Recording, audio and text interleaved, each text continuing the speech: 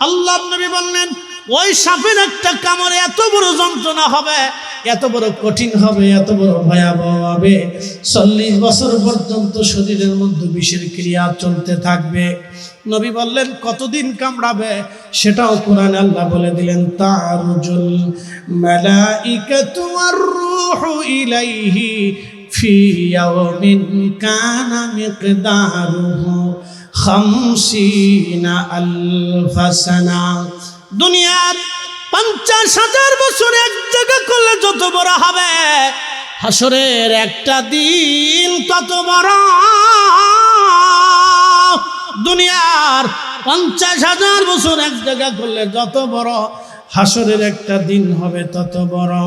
আপনি একটু চিন্তা করেন, হাসরের এই একদিনের বরাবর আপনি দুনিয়াতে কত সময় বেঁচে থাকেন। কিতাবুলা রাইবা ফিহি হুদাল লিল মুত্তাকিন। এমন এক কিতাব যে কিতাবের মধ্যে কোনো সন্দেহ নাই, কোনো সংশয় নাই, কোনো সন্দেহ নাই, কোনো সংশয় নাই। আল্লাহর পবিত্র জবান নিঃসৃত বাণীগুলি অত্যন্ত চমৎকার। আপনি যদি কোরআন শরীফ বুঝেন এবং দেখেন এবং পড়েন, নির্ভরযোগ্য মুফাসসিরদের তাফসীর আপনি পড়বেন। আজারে বাজারে তাফসীর পড়লে কাজ হবে না বাবা, নির্ভরযোগ্য মুফাসসিরদের তাফসীর পড়বেন, আজারে বাজারে পড়লে হবে না।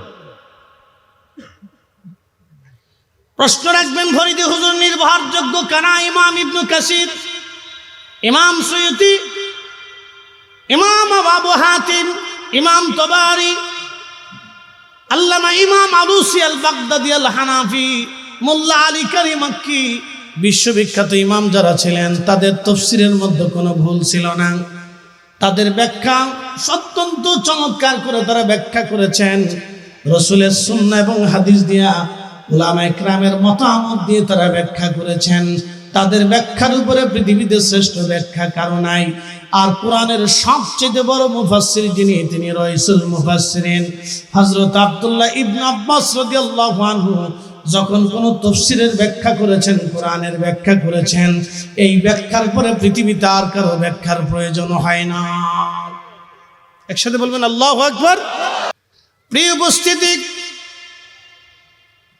খুব মনোযোগের সাথে কথাগুলি শুনবেন। আহা, এই কোরআনুল কারীম আমাদের এই বাচ্চাগুলি মুখস্থ করল কেন? এই বাচ্চাদেরকে আপনারা সম্ভাবনা দেওয়ার জন্য আজ বসে গেলেন। আমি একজন বিশ্ববিখ্যাত বাচ্চার জীবনী আপনাদেরকে শোনাবো। তার নাম সুলতান মাহমুদ গজনবী। সুলতান মাহমুদ গজনবী রাহিমাহুল্লাহ গজনী সাম্রাজ্যের সুলতান ছিলেন। বর্তমান আফগানিস্তান এবং উজবেকিস্তান, তাজিকিস্তান, তুর্কমেনিস্তান, এরপরে পাকিস্তান, ইরানের বেলুচিস্তান থেকে শুরু করে পৃথিবীর বিশাল একটা অংশের বাদশা ছিলেন তিনি। পৃথিবীর এক বিরাট শক্তিশালী বেল্টের বাদশা তিনি ছিলেন সুলতান মাহমুদ গজনবী। ওনার আদত ছিল রাত্রিবেলা ঘুরে ঘুরে দেখতেন প্রজারা খায় কি খায় না, ঘুমায় কি ঘুমায় না। সুলতান মাহমুদ গজনবী খোলাফায়ে রাশিদিনের চরিত্রে রাজ্য পরিচালনা করার চেষ্টা করতেন। তিনি আমাদের মুসলিম মিল্লাতের একজন সম্মানিত বাদশা।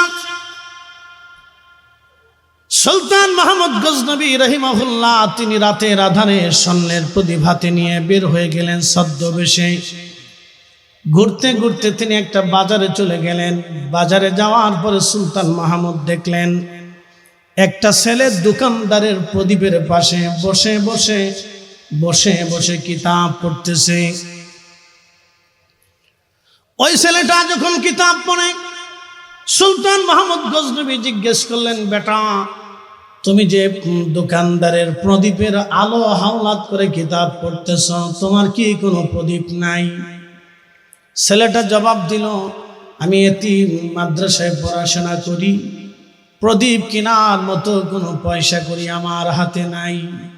এই জন্য প্রত্যেক দিন এই দোকানদারের আলোর পাশে বসে বসে আমি কিতাব পড়ে কিতাব অধ্যয়ন করি।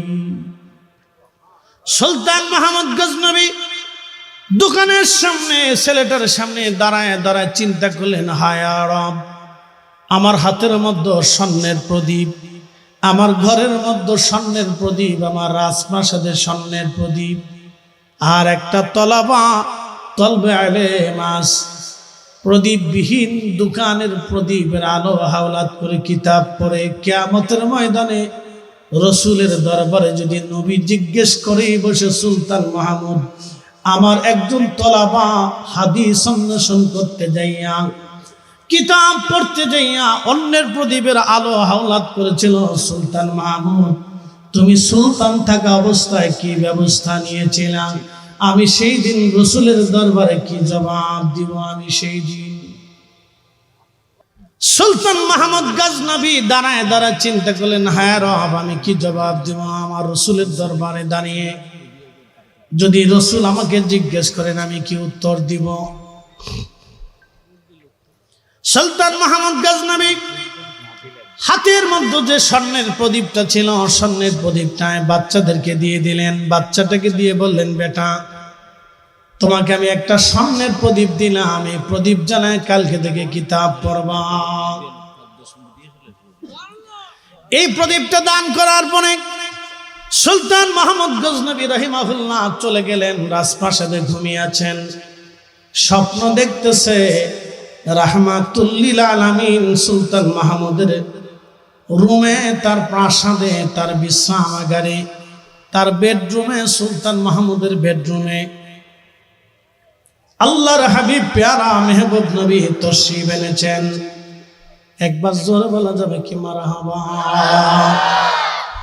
সহিহ বুখারীতে কিতাবুর রুইয়াতে নবীজি বললেন, মান রাআনি ফিল মানাম, কেউ যদি স্বপ্নে আমাকে দেখো, মান রাআনি ফিল মানামি ফাকাদ রা আল্লাহ, কেউ যদি স্বপ্নে আমাকে দেখো তাহলে ভাববা আমি নবী বাস্তব তোমার সঙ্গে দেখা দিয়েছি। পৃথিবীর সমস্ত মানুষের স্বপ্ন একরকম, আমার রসুলের স্বপ্ন ভিন্ন রকম। আপনার বাবা আপনার স্বপ্নে আসলে বুঝবেন আপনার বাবা বাস্তবে আসে নাই, কিন্তু রসুল যদি স্বপ্নে আসে তাহলে বুঝবেন বাস্তব এসেছে। একবার জোরে বলা যাবে কি আল্লাহু আকবার?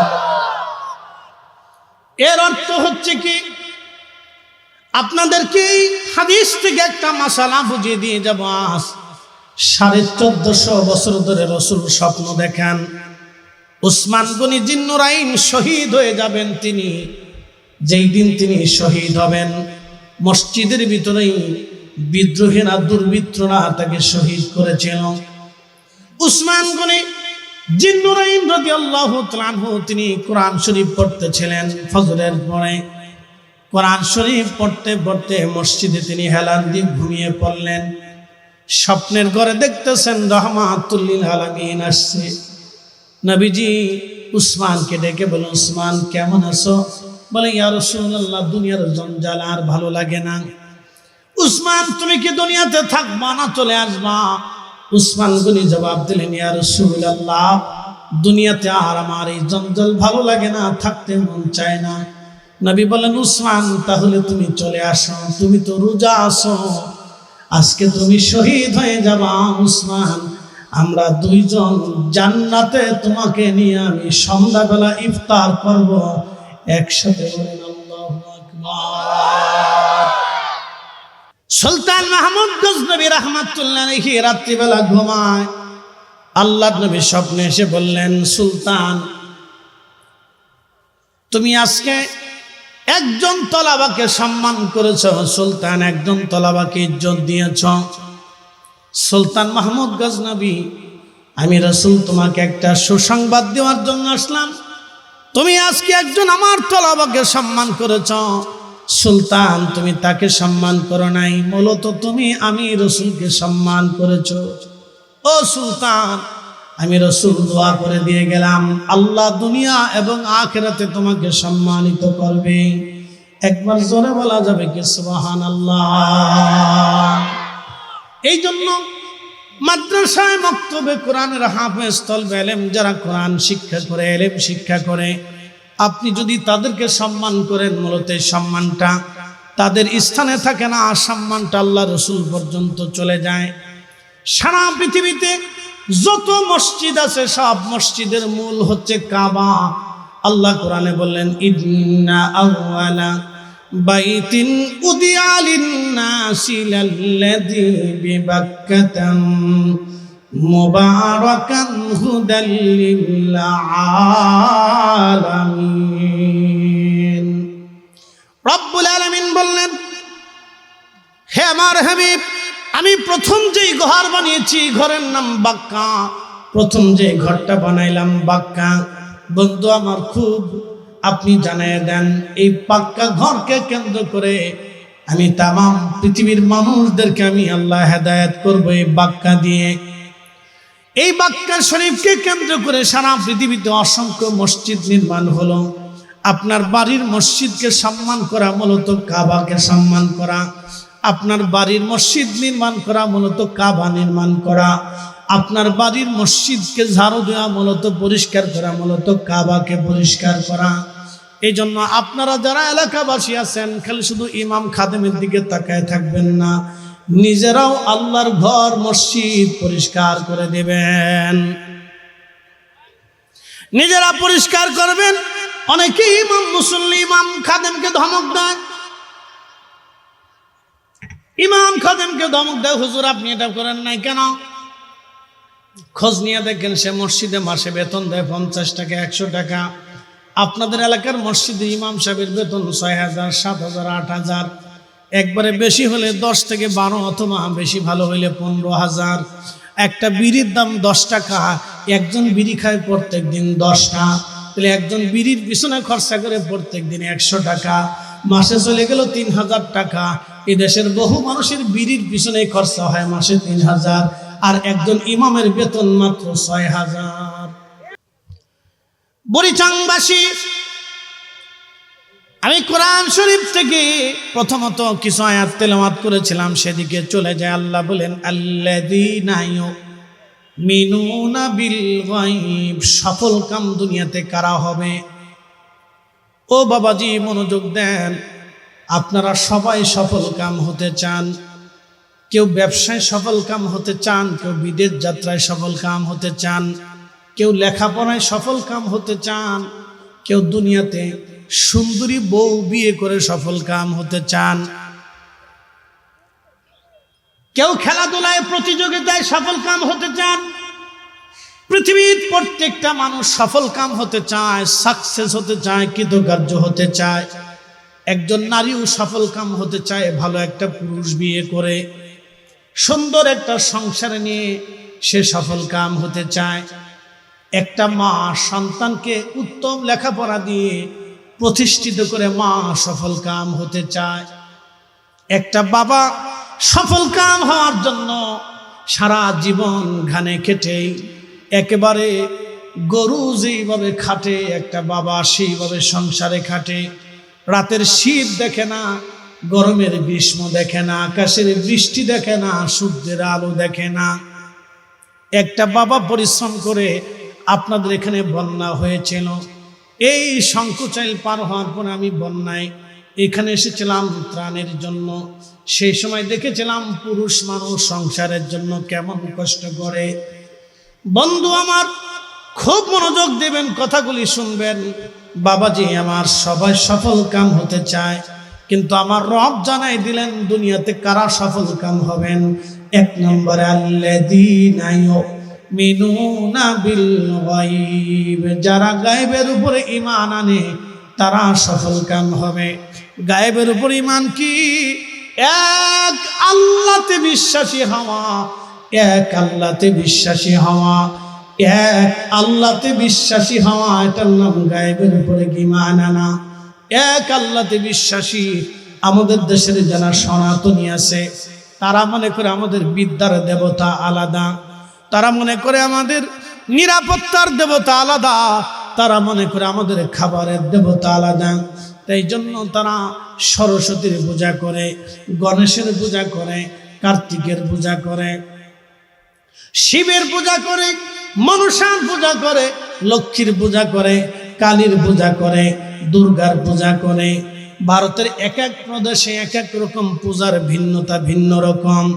আপনি ইন্ডিয়ার সারা ইন্ডিয়া যদি ঘুরে ঘুরে দেখেন, ভিন্ন ভিন্ন স্থানে ভিন্ন ভিন্ন পূজা করে। বাংলাদেশে ভারতের হিন্দুরা পরশুদিন আগে খবরে দেখলাম, সফল কাম করা হবে আল্লাহর কোরআন থেকে আমি বুঝাচ্ছি, মনোযোগ দেন। মুনকার নাকির আছে, কিরামান কাতিবিন আছে, বিশ্বাস করতে হবে। শুধু এইখানে শেষ না, এরপরে আমার রব্বে কারীম বললেন, আল্লাযীনা ইউমিনুনা বিল গায়বি ওয়া ইউকিমুনাস সালাত। নামাজ প্রতিষ্ঠিত করতে হবে। নামাজ নিজের জীবনে সালাত প্রতিষ্ঠিত করতে হবে, নিজের পরিবারের জীবনে সালাত প্রতিষ্ঠিত করতে হবে, রাষ্ট্রীয় জীবনে সালাত প্রতিষ্ঠিত করার চেষ্টা করতে হবে। বন্ধু খুব মনোযোগ দিবেন। নিজের জীবনে নামাজ প্রতিষ্ঠিত করা, 5 ওয়াক্ত নামাজি হওয়া, নিজের পরিবারকে নামাজি বানানো, নিজে জাহান্নাম থেকে বাঁচা, নিজের আহলকে জাহান্নাম থেকে বাঁচানোর চেষ্টা করা। বুড়িচংবাসী মনোযোগ দিয়ে কথাগুলি শুনে যাবেন বাবা। সফল কাম হবে তারা যারা নিজেরা নামাজি হয় এবং নিজের সন্তান আওলাদ ফরজনদেরকে নামাজি বানাইতে চায়। এ যুবক, আপনাকে বলতেছি, নামাজের কাতারে নিজে দাঁড়াবেন, নিজের স্ত্রীকে নামাজি বানানোর চেষ্টা করবেন, নিজের সন্তানকে নামাজি বানানোর চেষ্টা করবেন। চেষ্টা করবেন আপনি, কামিয়াবি দান করার মালিক আল্লাহ। নামাজি সফল কাম কারা হবে? 2 নম্বর, যারা সালাত প্রতিষ্ঠিত করার চেষ্টা করবে। 2 নম্বরে সালাত, নামাজ।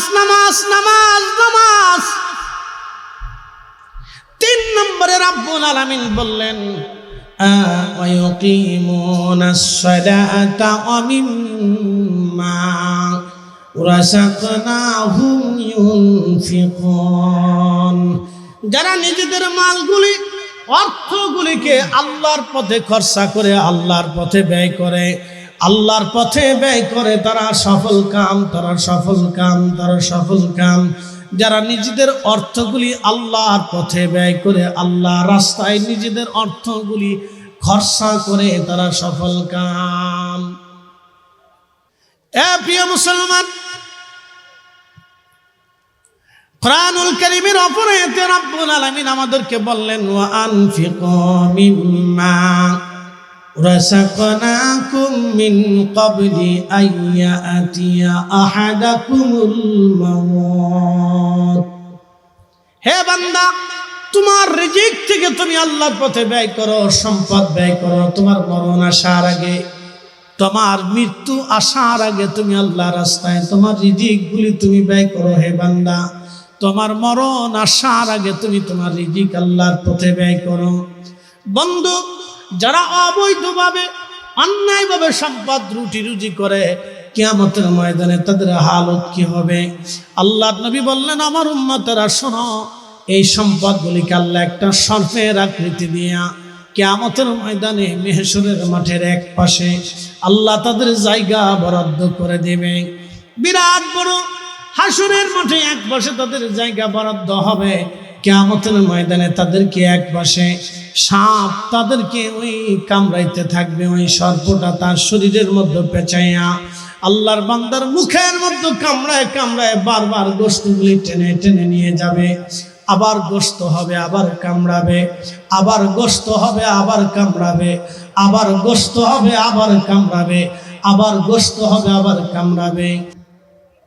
হাসরের 50 দুনিয়ার 50,000 বছর এক জায়গায় করলে হাসরের একটা দিন বরাবর হবে।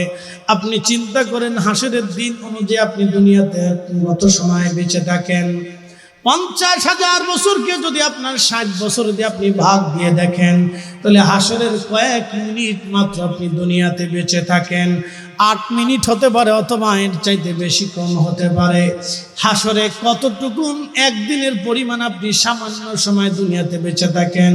60 বছর যদি হায়াত হয়, 20 বছরও চলে যায় ঘুমে ঘুমে, বাকি 20 বছরও চলে যায় হেলায় হেলায় হেলায় হেলায়, বাকি 20 বছরের সাংসারিক ঝামেলায় কাজে কর্মে দুনিয়ার নানান চিন্তা চেতনায় বাকি 20 বছর পার হয়ে যায়।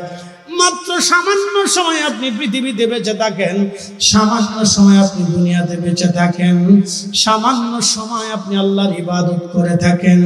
এই সামান্য সময় দিয়ে আপনি কি পরিমাণে নাজাতের আশা করবেন একটু চিন্তা করে দেখেন। সূর্যের আলো আল্লাহ দিলেন, শীত ঋতুর পরিবর্তন আল্লাহ করলেন। ডিসেম্বর জানুয়ারি আসলে অবশ্যই দেশে শীত আসবে। শীত আনার জন্য কোনো দেবতাকে পূজা দিতে হয় না, শীত অটোমেটিক আসবে।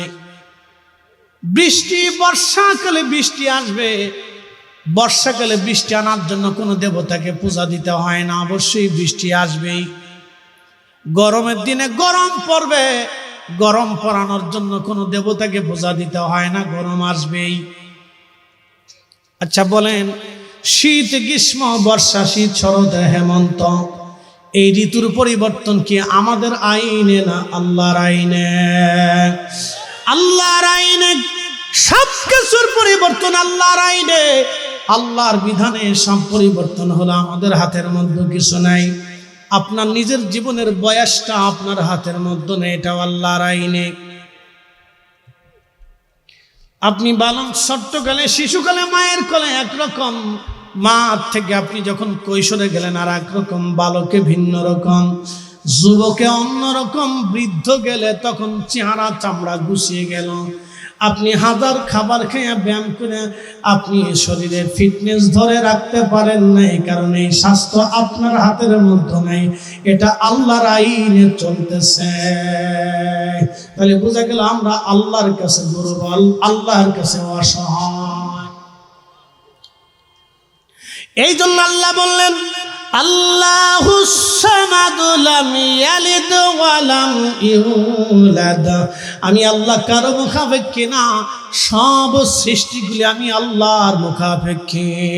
আমি আল্লাহ কারো মুখাপেক্ষী না, সবাই আমি আল্লাহর মুখাপেক্ষী। আল্লাহ পৃথিবীর যত মুফাসসির তৈরি হোক, আব্দুল্লাহ ইবনে আব্বাসের জুতা আর ওজনের সমান হবে না, এক কথাই শেষ।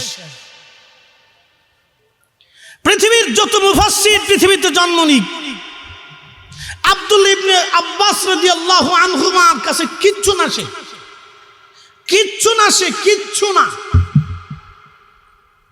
তিনি এমন একজন মুফাসসির ছিলেন যিনি কোরআনের কোন আয়াতের তাফসীর করলে সাহাবে کرام পর্যন্ত তাফসীর করে দেন। আপনি বুঝতে পারছেন সাহাবী কারা? বুঝেন? সাহাবী বুঝেই দিয়েছে সাহাবী কারা। কোরআনে আল্লাহ সাহাবীদের মর্যাদা নিয়ে লিখেছেন, আমিনু, তোমরা ঈমান আনো, কামা আমানান নাস, আমার রাসূলের সাহাবীরা যেইভাবে ঈমান আনছে তোমরা সেইভাবে ঈমান আনো। একসাথে বলবেন আল্লাহু আকবার। এরা সাহাবী, জোরে বলেন তারা কি? একসাথে বলেন তারা কি? সাহাবী। সেই দিন নির্ভদ যারা ছিল তারা বলল, কামা কাদু আনুমিনু কামা আমানাস সুফাহা, আমরা কি নির্ভদ আর বোকাদের মতো ঈমান আনবো?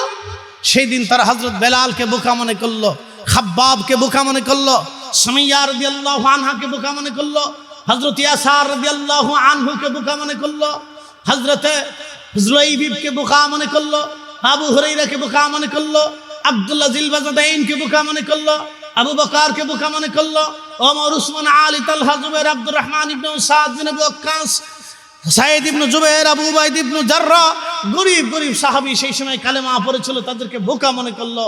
আল্লাহ সেই সময় জানিয়ে দিলেন, হে হাবিব, আপনার উম্মতকে বলেন, আলা সাবধান, ইন্নাহুম হুমুস সুফাহা, যারা আপনি রাসূলের সাহাবীদেরকে নির্বোধ বলবে তারাই বোকা, তারাই বোকা। পৃথিবীতে তাদের মতো বোকা নাই। এই জন্য যারা সাহাবীদের সমালোচনা করে তারা বোকা। পৃথিবীতে তাদের মতো বোকা নাই, তারা নির্বোধ, তারা নির্বোধ। আল্লাহ বলেছেন, আমি বলি নাই, আল্লাহ বলেছেন তারা নির্বোধ। যারা সাহাবীদের সমালোচনা করে আল্লাহ বলেছেন তারা নির্বোধ। হুজুর আপনি সাবধান করে দেন, তারা নির্বোধ। আপনি রাসূলের সাহাবীদেরকে সমালোচনা যারা করবে তারা নির্বোধ। আমি বলিনি, কোরআন বলে দিয়েছে। এই বিষয়ে আপনাদেরকে সতর্ক থাকতে হবে। সাহাবী, আল্লাহ রাসূল বলেন আল্লাহ আল্লাহ ফি আসহাবি, হে আমার উম্মত তোমরা আল্লাহ আল্লাহ ফি আসহাবি, সাহাবীদের ব্যাপারে তোমরা আল্লাহকে ভয় করো, আমার সাহাবীদের ব্যাপারে তোমরা আল্লাহকে ভয় করো।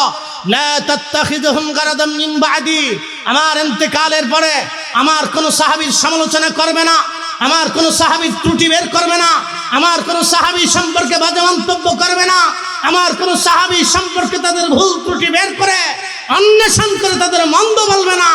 আমান আহাব্বাহুম ফাবিহুব্বি আহাব্বাহুম ওয়া মান আবগাদাহুম ফাবিবুগদি আবগাদাহুম।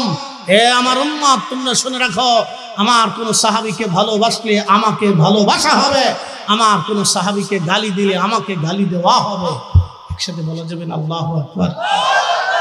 না না হয় না, আরো জোরে বলেন, জোরে বলেন আল্লাহ। সাহাবী, জোরে বলেন তারা কি? না না হয় না, আরো জোরে বলেন তারা কি? সাহাবী রাসূল, সাহাবী রাসূল, তারা সাহাবী। শোনেন, অন্তরে ডর এসে গেল, ভয় ভয় ভয়। এই ভয়টা সবার ভিতরে নাই। এই ভয়টা যদি আমাদের মধ্যে থাকতো, আচ্ছা কি মনে হয় কিয়ামতের ময়দানে রসুলের হামদের পতাকা ছাড়া জান্নাতে যাওয়ার কোনো রাস্তা আছে? থাকলে আমাকে একটু দেখান, কোন ডকুমেন্টস আছে আমাকে দেখান একটু।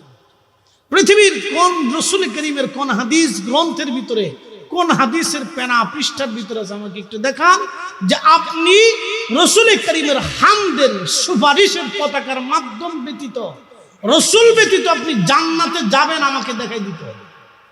দেখান আমাকে। পৃথিবীর কোরআনের কোন পৃষ্ঠার ভিতরে আপনি আমাকে দেখাবেন যে রসুল ব্যতীত আপনি জান্নাতে যাবেন। আল্লাহ আল্লাহ নবী বলেছেন, হে উম্মত তোমরা শোনো, আমি রসুল সবার আগে ৭০,০০০ উম্মত নিয়ে আমি নবী আগে জান্নাতের তালা খুলব। আমার আগে, আমার উম্মতের আগে কেউ জান্নাতে যেতে পারবে না, পারবে না, পারবে না। কোন উম্মতকে কোন নবীকে আল্লাহ প্রায়োরিটি দেয় নাই, শুধুমাত্র তোমাদের নবীকে আল্লাহ দিয়েছে।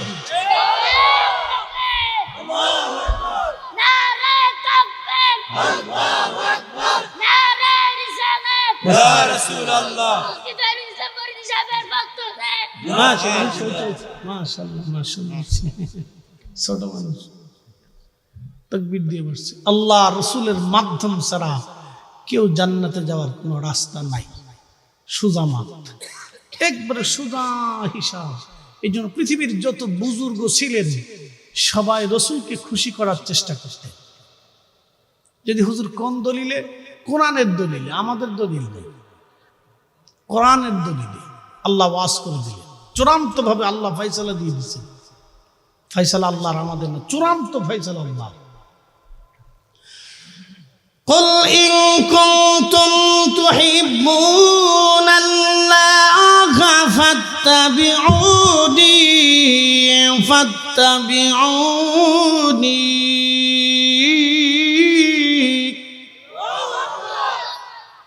বুঝতে কি কোনো অসুবিধা হচ্ছে? বুঝে যান। قل إن كنتم تحبون الله,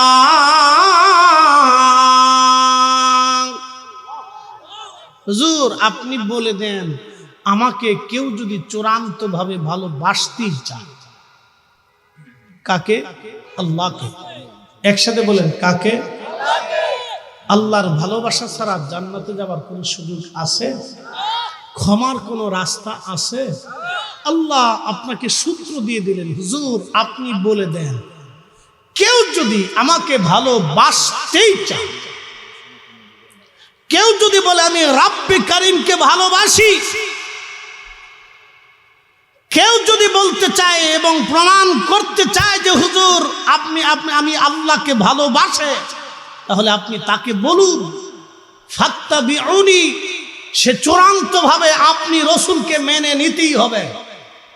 তার জীবনের ইত্তেবা থেকে, কলিজার ভিতর থেকে, ভালো থেকে, নিজের জান দিয়ে হলেও আপনি রসুলকে সর্বোচ্চ প্রায়োরিটি যে দিবে, হাবিব আপনি বলে দেন, আপনি বলে দেন সে আল্লাহকে ভালোবাসবে।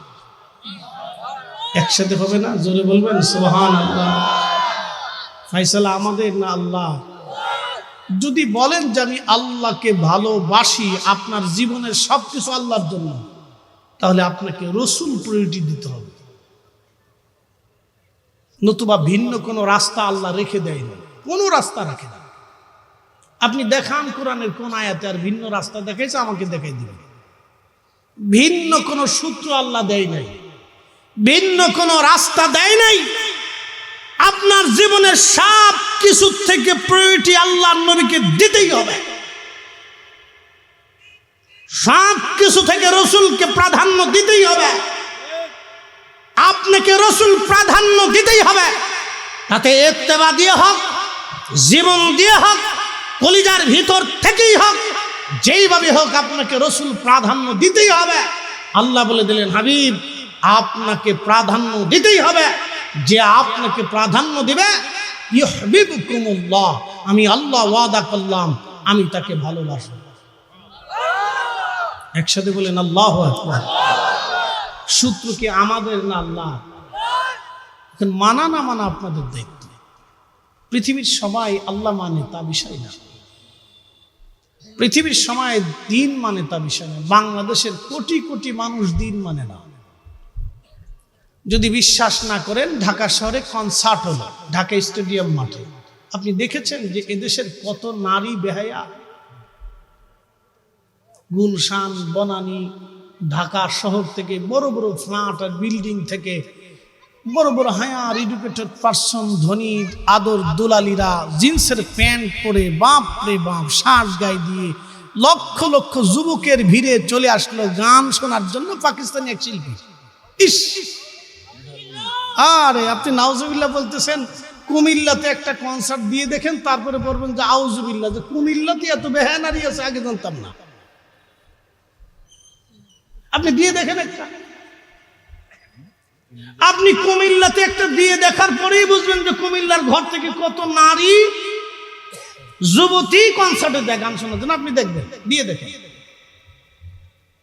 তাহলে বুঝবেন যে নাউজুবিল্লাহ আউজুবিল্লাহ পরে হিসাব করে যান, যে দেখবেন যে কত বের হয়। কি ভাবতেছে? এর অর্থ হচ্ছে এদেশের এখনো কোটি কোটি মানুষ দিন মানেই না। কথা ঠিক আছে না ভাই? এখনো কোটি কোটি মানুষ দিন মানেই না, শুধু মুখে বলে হ্যাঁ দিন মানে আল্লাহ মানে, এই মুখে পর্যন্ত। হ্যাঁ হুজুর ঠিক আছে, ঠিক আছে হুজুর ঠিক আছে, হুজুর ঠিক আছে। যখন ওয়াজ করবো নারীরা বেফরদে কা হুজুর ঠিক আছে, ঠিক কইছেন, কিন্তু নিজের বউ শেষ পর্যন্ত সাজাই গুজায় মোটরসাইকেলের পিছনে চড়াইয়া ভুরুত ভুরুত করে রাস্তায় চলে, আর দোস্ত তোর ভাবিনি নিয়ে ঘুরতে যেতেছি, তখন আর নিজের কাছে দিন নেই। যখন আমরা হুজুরা কবে যাই বেফরদে মোটরসাইকেল নিয়ে হুজুর ঠিক আছে, ওই ঠিক আছে কয়ে নিজের বউ নিজে নিয়ে ঘুরতেছে। কি কথা কথা চলতেছে, হুজুর ঠিক আছে। প্রিয় উপস্থিতি, এগুলো দুঃখে বলতেছি, আমাদের দেখা তো দিন সবাই মানে না। তো এই জন্য আমাদের কোনো আফসোস নাই।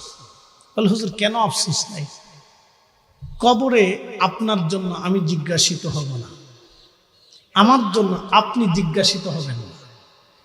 আমি যদি অপরাধ করি তাহলে আমাকেই উত্তর দিতে হবে। আপনি অপরাধ করলে কবরে আপনাকে তার জবাব দিতে হবে। কথা ঠিক আছে না বাবাজি? সত্য। প্রিয় বুড়িচংবাসী, খুব মনোযোগ দিবেন। আপনি একটু বুঝেন তো, উসমান রাদিয়াল্লাহু আনহু রোজা রাখছে, এটাও দরবারে রিসালাতে খবর আছে। আপনি এগুলোকে ছোট করে দেখার তো সুযোগ নেই, এগুলি ছোট করে দেখার কোন সুযোগ নেই। শোনেন, আজকে আপনাদেরকে বলি, পৃথিবীর রাজারা রাজত্ব করেছিল রাষ্ট্রীয়ভাবে আইন জনগণকে শাসন করার জন্য। বর্তমান যিনি আমাদেরকে শাসন করতেছেন তিনি রাষ্ট্রীয় সাংবিধানিক রুলে বাংলাদেশ পরিচালনা করতেছেন। আগে যারা রাজা বাদশা ছিল, রাজা বাদশারা তাদের রাজত্বের আইনে নিজস্ব গতিতে তারা রাষ্ট্র পরিচালনা করত। মুসলিমরা যারা কিছু কিছু ক্ষেত্রে ইসলামী বিধানে রাষ্ট্র পরিচালনা করত, যেমন কিছু আইন কানুন বড় বড় আলেম ওলামা দিয়ে তারা বিচার আচার করত, যেমন উসমানী খেলাফত, আব্বাসীয় খেলাফত, উমাইয়া খেলাফত, ফাতিমীয় খেলাফত, সেলজুক সাম্রাজ্যের বড় বড় রাজা বাদশা যারা ছিলেন তারা আলেমদেরকে প্রায়োরিটি দিতেন এবং আলেমদেরকে দিয়ে বিচার আচার করাইতেন, যেটা বর্তমান সিচুয়েশনে নাই। যদি বর্তমান সিচুয়েশনে এটা থাকতো তাহলে এত গন্ডগোল হতো না। যদি ধরেন বাংলাদেশের সর্বোচ্চ পর্যায়ের আলেম দিয়ে সুপ্রিম কোর্টে বিচার রায় হবে, ধরেন যদি এটা হতো, তাহলে বাংলাদেশের প্রত্যেকটা কোর্ট আদালতে যদি বাংলাদেশের নির্ভরযোগ্য বুজুর্গ আলেম দিয়ে যদি বিচার আচার করানো হতো, তাহলে বাংলাদেশের কোন কোর্ট আদালতে চুরিবাটপারি হইতো না। বলে হুজুর কেমন, আমরা আপনাদেরকে বুঝাই, মনোযোগ দেন। কোন আলেম যদি কোর্টে বসত, তখন ওই বুজুর্গ আলেম, শুধু আলেম হইলে হবে না, আমার মতো আলেম না, স্যাংরা ফ্যাংরা না, বুজুর্গ আলেম দিয়ে যাদের অন্তরে আল্লাহর ভয় আছে, এরকম আলেম দেশে আছে না? কি কথা কন না কেন, আছে না? যাদের অন্তরে আল্লাহর ভয় আছে, তারা চিন্তার, তাদের বিচার ফাইসালা হলো আল্লাহর ডরে ফাইসালা করে। তারা দুনিয়ার কাউরে দেখে, নেতৃত্ব দেখে, রাজত্ব দেখে, বংশ দেখে, দল দেখে তারা ফাইসালা করে না। তাদের ফয়সালা হয়তো আল্লাহর রসুলের বিধান ও আল্লাহর তরিকা মোতাবেক। এইরকম যদি হইতো তাহলে বাংলাদেশে এই বহু বিচার, যেমন আমি আপনাদেরকে একটা ছোট্ট উপমা দিই। আমাদের দেশে অনেক ভাই আছে বনের জমি বুঝাই দেয় না। কি কথা কন না কেন, আছে না? বহু ভাই আছে বনের জমি বুঝাই না। আচ্ছা বলেন, বন জমি পায় কার আইনে? একসাথে বলতে হবে, জোরে বলেন। না না, জোরে বলেন। বন জমি পায় আল্লাহর আইনে এবং রাষ্ট্রের আইনেও আছে। তো বনে জমি পায়, জমি ভাই বুঝায় না, বুঝায় না, বুঝায় না, বনে মামলা করছে। সেই মামলা আদালত ঘুরাইতে ঘুরাইতে ঘুরাইতে ঘুরাইতে ঘুরাইতে ঘুরাইতে 10 বছর গেছে। এখন আমার প্রশ্ন, বনে জমি পায় আল্লাহর আইনে, বনে জমি পায় রাষ্ট্রের আইনে, 10 বছর এই মামলাটা ঘুরলো কেন? এই মামলা তো 10 দিনও থাকার কথা। কি কথা ঠিক আছে না ভাই? এই মামলা কি 10 দিন থাকার কথা? 10 দিনও থাকার কথা না। তো 10 বছরই মামলা কেন চলবে? কেন এই মামলাটা আদালতে 10 বছর ঘুরবে বলেন তো? কেন ঘুরতে হবে? 5 বছর কেন ঘুরবে? এটা তো 10 দিনের মামলা। বনে জমি পায় রাষ্ট্রের আইনে, আল্লাহর আইনে। বিচারক পুলিশ প্রধানকে ডাকবে, অথবা এসপি সাহেবকে ডাকবে, অথবা ওসি সাহেবকে ডেকে এনে, তিনি সুন্দর মতো ভাইকে ডেকে এনে বুঝাই দিয়ে বলবে, এর জমি আগামী 7 দিনের ভিতরে আপনি উপস্থিত থেকে ভাগ বাটোয়ারা করে বুঝাই দিয়ে একবারে সমান তালে খুঁটিমুটি গাড়ি দিয়ে মানুষ সমাজের লোকজন নেতৃস্থানে ডেকে এনে বুঝাই দিয়ে চলে আসবে। এসে আপনি আমাকে রিপোর্ট করবেন, তো হয়ে গেল। এটার জন্য এই আদালত গুরু, হেতা আদালত গুরু, হেতা আদালত গুরু, হ্যাঁ না গুরু, হ্যাঁ না গুরু, কারণটা এই জন্য আগের যুগের রাজা বাদশারা বিচার আচার করার জন্য বড় বড় আলেমদেরকে দায়িত্ব দিত। প্রিয় উপস্থিতি, তো খুব মনোযোগ দিয়ে, এগুলো আমাদের দেশের সিচুয়েশন বর্তমান পরিস্থিতিতে নাই। তো রাষ্ট্রের লোকজন, রাষ্ট্রীয় শাসকবৃন্দ যারা আছে, তারা রাষ্ট্রীয় পর্যায়ে মানুষদেরকে শাসন করে, বুঝায়। কিন্তু এদেশের সুফি ইকরাম যারা ছিলেন, আউলিয়া ইকরাম, তারা মানুষদেরকে কিসের দাওয়াত দিচ্ছে বলেন? তারা মানুষদেরকে দাওয়াত দিচ্ছেন কালেমার দাওয়াত, ইমানের দাওয়াত। বুঝাইতে পারছি আপনাদেরকে? তারা কিসের দাওয়াত দিচ্ছেন? ইমানের দাওয়াত, মুসলমান বানানোর দাওয়াত দিচ্ছেন। তারা, তাদের কাজ ছিল ঘুরে ঘুরে ঘুরে ঘুরে ঘুরে ঘুরে ঘুরে ঘুরে মানুষদেরকে ইমানের দাওয়াত দেওয়া, মুসলমানের দাওয়াত দেওয়া। তারা মুসলমান বানাইছেন। একসাথে বলছেন আল্লাহু আকবার। তারা কি বানাইছে? মুসলমান বানাইছে, মুসলিম। মুসলিম। এই জন্য এদেশে সুফি ইকরাম, আউলিয়া ইকরামের অবদানকে কেউ যদি অস্বীকার করে, তাহলে আমি তাকে মানব না। আপনি এখন যেই দল করেন করেন গে, এটা আপনার দলের বিষয়, আমি এটা মানতে পারি। কারণ ইসলামী দেশে আনার জন্য আউলিয়া কিরামগণের যে ভূমিকা ছিল, সেই ভূমিকাকে অস্বীকার করার কোন রাস্তা এদেশে নাই। কি কথা কন না কেন? আছে? তাহলে আপনি আমাকে দেখান, ইতিহাস চর্চা করে দেখান। নাই। ওনরা দেশে আসছেন মূলত মানুষদেরকে কালেমা বোঝানোর জন্য। কারণ এদেশের অধিক মানুষ পুতুলের সামনে সেজদা দিত, এদেশের মানুষ সূর্যের সামনে সেজদা দিত, আগুন জ্বালায় পূজা করত, এদেশের মানুষ বড় গাছ দেখলে সেজদা দিত, বড় পাহাড় দেখলে পূজা দিত, সূর্যরে পূজা দিত, সমুদ্রেরে পূজা দিত, সাপেরে পূজা দিত, গরুরে পূজা দিত। এদেশের মানুষকে ওই পূজা অর্চনা থেকে, এই নিকৃষ্ট শিরক থেকে মানুষকে আল্লাহর দিকে ডাকার জন্য আউলিয়া কিরামের ভূমিকা অনস্বীকার্য। তারা এত পরিমাণে চেষ্টা করিয়া সারা দেশ দেশান্তর ঘুরে ঘুরে ঘুরে ঘুরে ঘুরে ঘুরে মানুষদেরকে আল্লাহর কালেমার দিশা দিয়েছে।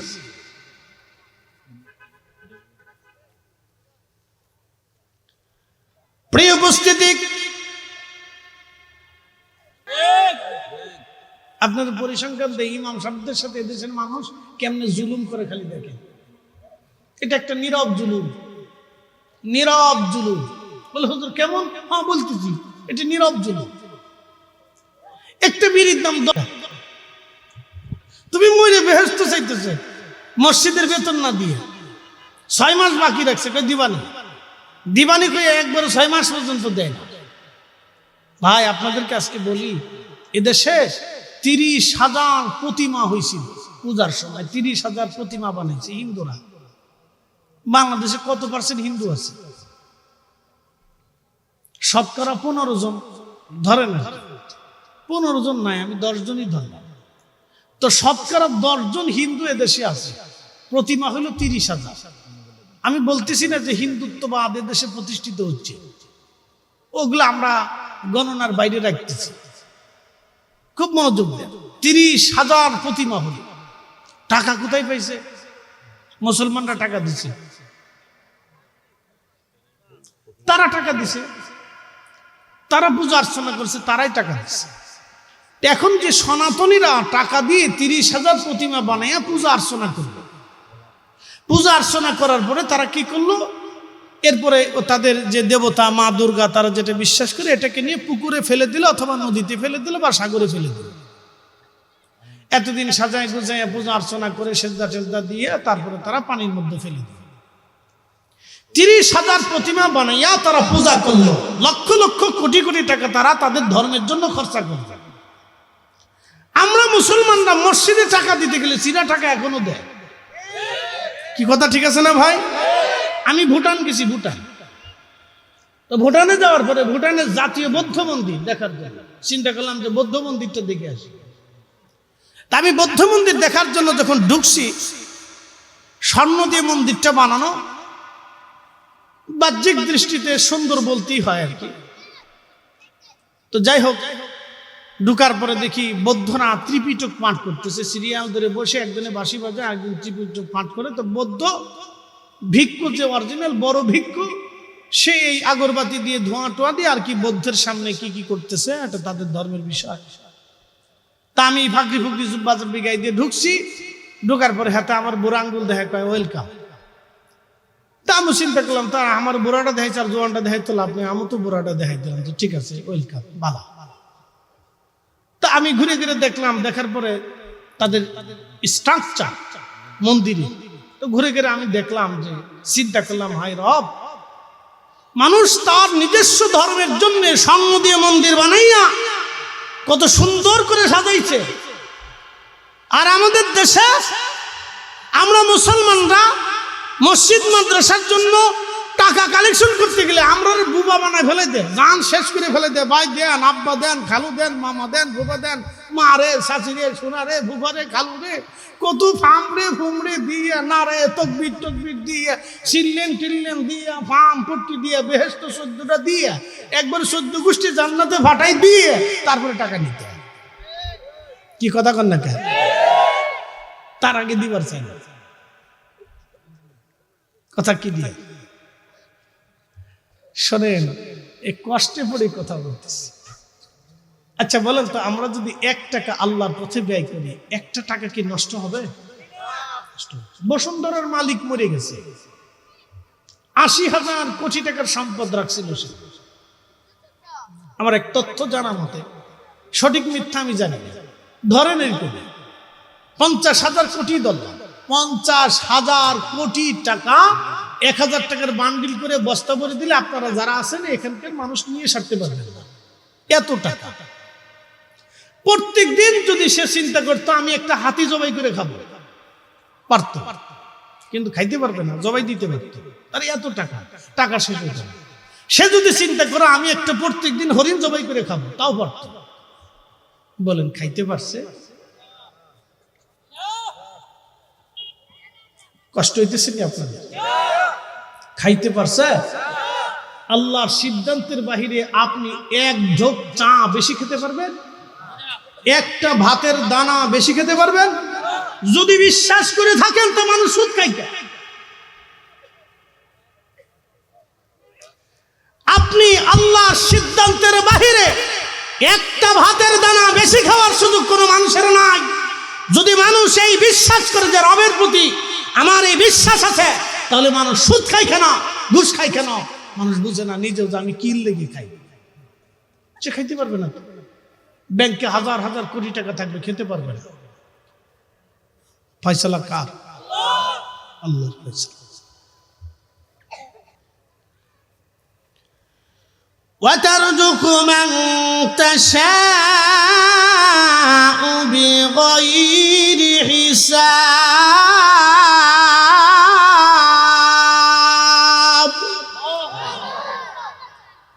আমি যাকে খুশি তাকে অগণিত রিজিকের মালিক বানাই দিই। আচ্ছা, সমুদ্রের ভিতরে একটা নীল তিমি প্রত্যেক দিন 110 মণ খাবার খায়। আপনি কত মণ খেতে পারেন? 1 পোয়া চালের ভাতের বেশি খাওয়ার সুযোগ আপনার আমার নাই। যারা কাজ করে তারা হলো খেলে খেতেও পারে, 1 পোয়া চালের ভাত এর বেশি খাওয়ার সুযোগ। তারপরেও মানুষ অবৈধভাবে সম্পদ রুটি রুজি করার জন্য খুব ব্যস্ত থাকে। সে নিজেও জানে আমি বেশি খেতে পারবো না। এই জন্য রসুল বলতেন, উম্মত তুমি যেটা খাও এটা তোমার, তুমি যেটা পরনে পরো এটা তোমার, তুমি যেটা আল্লাহ রাস্তায় দান করো এটা তোমার, বাদ বাকি তোমার দম ফোরানোর পরে যাহা থাকবে এটা আর তোমার নাই। আবার বলি, তুমি যেটা খাও এটা তোমার, তুমি যেটা পরো পরনে পরো এটা তোমার, তুমি যেটা আল্লাহর পথে দান করো এটা তোমার, দম ফোরানোর পরে যাহা থেকে যাবে এটার ভিতরে আর তোমার কিচ্ছু নাই। একবারে চির সত্য কথা। আল্লাহ রসুলের কথা যদি আপনি বিশ্লেষণ করেন তো আপনার মাথা হেঁট হয়ে আসবে যে আল্লাহ নবী কত সুন্দর সুন্দর কথা বলে গেছেন। এই জন্য কারি কোরআন তেলাওয়াতের পরে একটা শব্দ উচ্চারণ করে, সাদাকা রাসূলুহুন নাবিয়্যুল হাবিবুল কারীম, নবী যাহা বলেছে তাহা সত্য বলেছে।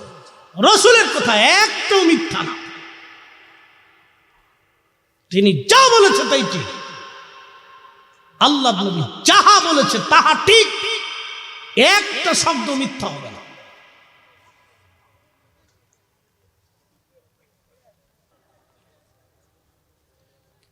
তুমি তো তোমার নিজের চোখ দিয়ে নিজের চেহারাই দেখতে পাও না, তো খোদা দেখতে চাও? খোদা তোমাকে সৃষ্টি করছে, তোমার চোখ দিয়ে তোমার নিজের চেহারাই আয়না ছাড়া দেখতে পারো না। 60 বছর ধরে দেহের ভিতর রুহু বসবাস করলো, 40 বছর ধরে আমার দেহের ভিতর আমার রুহু বসবাস করলো। আল্লাহ 2টা চোখ দিল, কিন্তু রুহু আজ পর্যন্ত দেখতে পারলাম না। একসাথে বলবেন আল্লাহু আকবার। না না হয় না, আরো জোরে বলেন। তো যেই মালিক রুহু সৃষ্টি করলেন সেই মালিক আপনি দেখতে চান? যেই আজরাইল রুহু নিয়ে চলে গেল আপনার সামনে থেকে, আপনার মা রুহু নিয়ে চলে গেল, সেই আজরাইল আপনি দেখলেন না। তো যে আজরাইল রে আল্লাহ নিজে পাঠাইলেন, সৃষ্টি করলেন, সেই রব আপনি দেখতে চান? এই জন্য আল্লাযীনা ইউমিনুনা বিল গায়ব, এর উপর বিশ্বাস আনতে হবে। আজরাইল, জিব্রাইল, মিকাইল, ইসরাফিল, মালিক, কেরামান কাতিবিন, মুনকার নেকির, কবর হবে, কবরে জিন্দেগি আসবে, আখিরাত হবে, এগুলি বিশ্বাস করতে হবে। এটা গায়েব। শুধু বিশ্বাস করলে হবে না, হৃদয়ের ভিতর থেকে ধারণ করে ইয়াকিন রাখতে হবে, যাহা কবরে আমাকে যেতেই হবে। আচ্ছা বলেন তো, যেই ব্যক্তি বিশ্বাস করে যে মালিক ইয়াউমিদ্দিন, আল্লাহ বিচার দিনের মালিক, আল্লাহর আদালতে আমাদেরকে দাঁড়াইতেই হবে, সেই লোক কি দুনিয়াতে সুদের কারবারি করতে পারে? ঘুষের কারবারি করতে পারে? এই যে আপনার নেশা, সুরা চালান, বাবা চালান দেয়, গাঁজা চালান দেয়, হিরোইন চালান দেয়, কোটি কোটি টাকার মালিক হয়ে যায় রাতারাতি এই নেশা চালান দেয়। এদেশের লক্ষ লক্ষ যুবক নেশায় আসক্ত, লক্ষ লক্ষ যুবক নেশায় আসক্ত। আপনাদেরকে শুনি, আজকে বলে দিয়ে যাবেন, শুয়োরের গোশত যেমন নাপাক, কুকুরে বমি করার পরে যে বিষ্ঠা, যেটাকে বলে বিষ্ঠা, কুকুর খাওয়ার পরে যে বমি করে এটাকে বলে বিষ্ঠা। কুকুরের বিষ্ঠা যেমন আন্দা, গান্দা, কাঁচা, নাপাক, মাদক আসক্ত মাদকের দ্রব্য, বাবা, ইয়াবা, ট্যাবলেট, গাঁজা, হিরোইন, ওই রকম কুকুরের বিষ্ঠার মতো নাপাক। আপনি মনে রাখবেন, এই কুকুরের বিষ্ঠার মতো নাপাক, যে ওটা নিজের শরীরের ভিতরে ঢোকা, তার দেহ অপবিত্র হয়, রক্ত নষ্ট হয়, তার দেহ নষ্ট হয়। আল্লাহর নবী বলেছেন, যেই দেহ হারাম খাদ্য দিয়ে গঠিত হয়, ও দেহ আল্লাহর জান্নাত যাওয়া তো দূরের কথা, ঘ্রাণ পর্যন্ত পাবে না। অথচ লক্ষ লক্ষ মুসলমান ছেলেরা আজকে নেশায় আসে।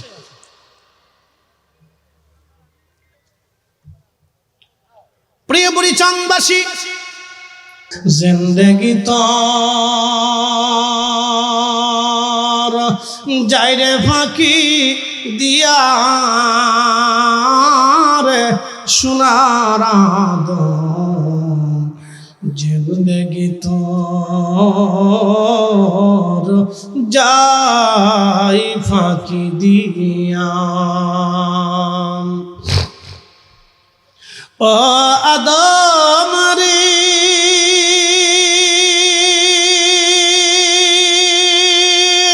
পাগ ধরিয়া গেছে দাড়ি, দন্ত মাসে গোটা চারি, সমন জারি গিয়াছে করিয়া রে সোনার আদম, জিন্দেগি তোর যাই ফাঁকি দিয়া, জিন্দেগি তোর যাই রে ফাঁকি দিয়া রে সোনার আদম, জিন্দেগি তোর যাই ফাঁকি দিয়া।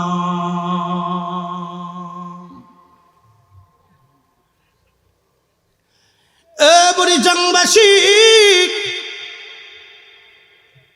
হাসরের ময়দানের সামান্য সময় আমরা পৃথিবীতে বেঁচে থাকি, সামান্য সময় বেঁচে থাকি। এই এলাকার 100 বছর বয়সী কেউ কি আছে? 100 বছর বয়সী কেউ আছে এলাকায়? কয়জন আছে? 5-7 জন হন ভাই।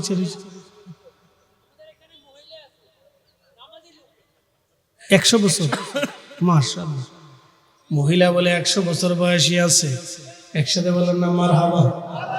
কয়জন হইব সব মিলে? কয়জন? মহিলা 4 জন, আর বেড়া? বেড়া 1 জন। বাপরে বাপ, বেডিকার হায়াত বেশি, মাশাআল্লাহ। মহিলা আছে 4 জন, বেড়া আছে 1 জন, এই 5 জন। 100 বছর বয়সী মাত্র 5 জন আছে, বাকিরা কোথায় গেল? একসাথে বলেন, কোথায় গেছে? 100 বছর পরে আমরা কোথায়? হ্যাঁ, জোরে বলেন, জোরে জোরে। আমরাও তো ওইখানে, এই মাটির নিচে যেখানে বসে রয়েছেন এটার নিচে, কিন্তু মাটি সংকোচাইল ঠিকই থাকবে। এটার নাম কি? ফকির বাজার। ফকির বাজার ঠিক থাকবে। তে বাজার ফকির হয়ে গেল, ধনী হইল না? হ্যাঁ, ফকির বাজার বাদ দিয়ে গনির বাজার দিলে তো কাজ হইতো, তাই তো ধনির বাজার হয়ে যেত। বাজার হয়ে গেল ফকির, বাজার হয়ে গেল গা ফকির। আল্লাহু আকবার, ফকির বাজার, বাজার ধনী কিন্তু নাম ফকির, সারা জীবনই ফকির থাকবে, এটা আর ধনী হইল না। যাক, আল্লাহ ধনী বানায় দিক, বলে না আমি। আল্লাহু আকবার, আল্লাহ ধনী বানায়, মাশাআল্লাহ। তো শোনেন, এই যে আমি বুঝাইতে চাচ্ছিলাম যে এই বাকি হাজার হাজার মানুষের ভিতরে মাত্র 5 জন শতবর্ষী এখনো বেঁচে আছে, বাকিরা সব কবরে চলে গেছে। আগামী 100 বছর পরে আমরা এখানে যারা আছি, এরকম হাজারের ভিতরে 2-1 জন থাকলে থাকতেও পারে, কিন্তু অধিক লোক আমরা সবাই কবরে চলে যাব। 100 বছর আগে যাকে কবরস্থ করা হয়েছিল তার কবরের চিহ্ন আজ আছে? অনেকের নাই। অধিক কবরের চিহ্ন নিশ্চিহ্ন হয়ে গেছে, তার কবরের পাশে দাঁড়ানোর কেউ নাই। ছেলে মনে রাখে কিছুদিন, তারপরে নাতিরা আসলে হয়তো চিন্তা করে দাদার কবর একটু যাই। নাতি হয়তো সুযোগ পাইলে ভালোবাসি, আমাদের দেশে একটা গান আছে, বন্ধু সুযোগ পাইলে ভালোবাসি। তো সুযোগ পাইলে নাতি দাদার কবরের পাশে যায়, মনে করে একটু দোয়া খান করে, না হলে করে না। পুতির জমানা আসলে ওটার খবরই থাকে না, দূর, ওইগুলো নিয়ে চিন্তা করার টাইম নাই। তাহলে বোঝা গেল আগামীতে আমাদের হালতটা এরকমই হবে। তো যদি এটা হয়েই থাকে তাহলে আমাদের করণীয় কি? আল্লাহ বললেন, সফল কাম যদি হইতে চাও তাহলে 1 নম্বর গায়েবের উপর বিশ্বাস করো। হাসর কায়েম হবে কিনা? একসাথে বলেন, হাসর কায়েম হবে কিনা? বিশ্বাস আছে না? একসাথে বলেন, আছে 100%। তো 100% থাকলে নামাজ কাজা হয় কেন বলেন? শয়তানে ধোঁকা দেয়, কথা সত্য। শয়তান ধোঁকা দেয়, শয়তানকে লাথি মেরে যদি নামাজে দাঁড়াইতে পারেন তাহলে কামিয়াব। আজকের মাহফিলে আসছেন, জোর করে ধরে আনা হয়েছে? চলে গেলে কি জোর করে বসানো হবে? এই যে অনেকেই বসে চলে গেছে, আমরা জোর করে বসাই না, যে মিয়া বসেন, যায়েন না, গেলে গা বাইন্দে থুম, অথবা জরিমানা আছে, মামলা হবে, কোনো কিচ্ছু না। ইচ্ছায় আসছেন, ইচ্ছায় চলে গেছে, আবার ইচ্ছাতেই বসবে, ইচ্ছা হয়েছে বসছে। এর অর্থ হচ্ছে আপনি আল্লাহকে এখনো ভয় পান। যে মাহফিল হচ্ছে, ওলামে কেরাম আসতেছে, তাদের কাছ থেকে কিছু শুনবো। আমরা পৃথিবীতে আসার উদ্দেশ্য কি? আচ্ছা বলেন তো, সূর্যের আলো কে দেয়? আল্লাহ।